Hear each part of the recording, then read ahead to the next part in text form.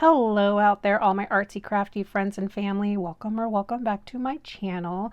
If you're new here, hello, welcome. My name's Dee, aka The Messy Perfectionist, and you have reached Colorful Crafting with Dee.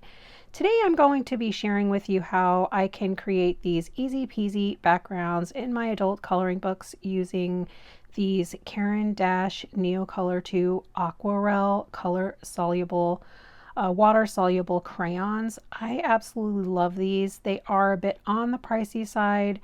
I believe I have a swatching video for these. I will try to go ahead and remember to link it in a card above now if I did do a swatch for these. They are well worth the money in my opinion.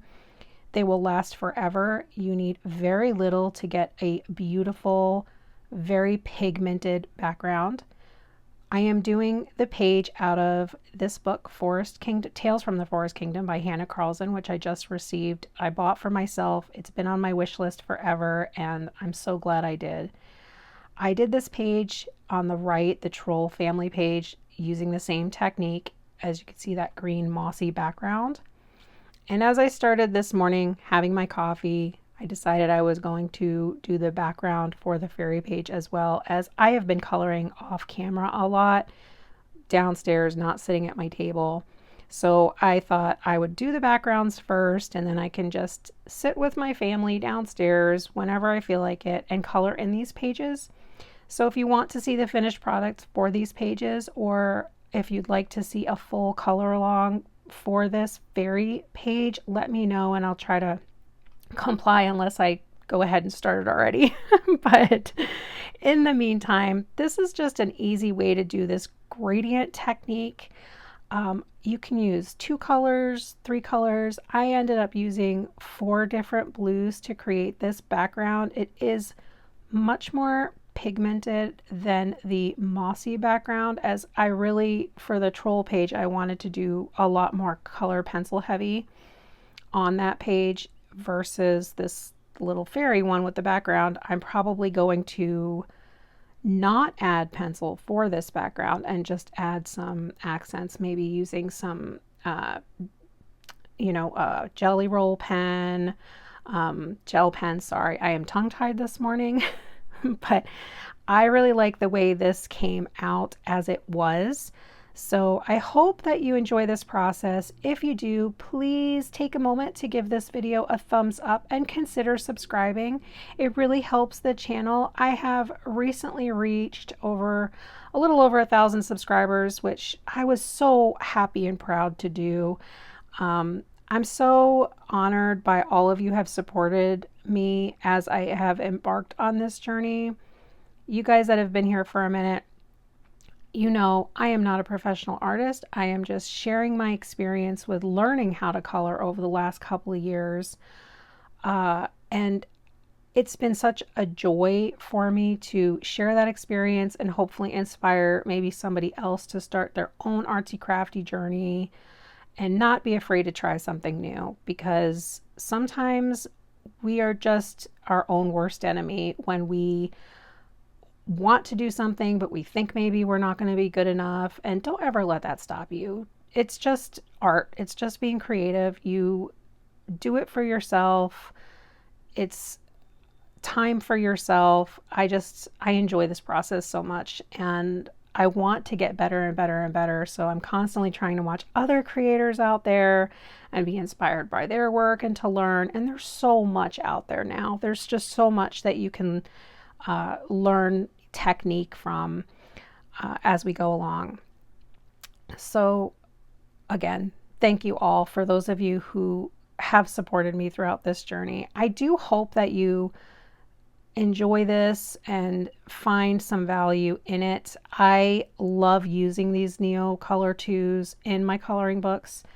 As far as watercolor goes, I find that it will, you need such little water to move the pigment around to get such rich vibrancy that it's kind of my go-to as far as that goes when you want that watercolor kind of effect on your pages with minimal warping to your books. You, of course, are still going to have a little bit of warping, but I don't find that it impacts me that much. And also, it doesn't bleed through to the other side. You can see I put like a piece of paper down between the page, just so that I can be a little bit sloppy if I need to and not worry about it getting on other pages or on my table, etc. I also you can put washi tape down in between if you're worried about it getting on the next page, and that will help kind of create a border without tearing at your page, those kind of things. But as you can see so far, I have layered down the crayon. I kind of went heavy on the pigment with the darkest at the edges. Definitely laid down more of the crayon on this page than I did on the troll page following. Like I said, I kind of wanted the troll page to have a lighter base because I am going to be going in probably through even the background with my colored pencil. And you can see I colored like the moss and the mushroom. That's just my base layer. That is not anywhere near the final product there. But for this very background, I wanted my NeoColors to just be the background. I'm probably going to further go into this with my NeoColors. I haven't decided yet. That's why you'll see I did not do like that inner circle that's around her. I wasn't sure how I wanted to color that in yet. If I wanted to use pencil, if I wanted to go in with like a purplish pink for that or make it more moon-like. I'm not sure what I want to do yet. So I just focused on the background. I just have that little rag there. That's my little watercolor pen. Very little water. I just clean it off periodically, and you just kind of move the pigment around kind of where you want to kind of create that beautifully blended outlook. I can't do words today. I'm sorry. It's morning. I'm having my coffee. It's a beautiful morning here as far as I feel. I live in Arizona and we don't get a lot of rain, say, this time of year. And we've just had beautiful temperatures the last couple days. Nice rainy weather. I have the windows open, airing the house out. This is my kind of weather. You guys know, if you've been with me for a minute, fall is my jam. I love autumn. And this reminds me of kind of an early fall day, which I love because, again, I live in the Southwest and we don't get enough of that. But I will go ahead and stop talking for a moment so I can go ahead and speed this video up because you guys see what I'm doing here. And we will meet up throughout the video and or towards the end. So enjoy, and please be sure to, again, remember, if you found this video helpful at all, give me a thumbs up, drop me a comment below. I do answer all of my comments, and I will be talking to you guys in a moment. Thanks.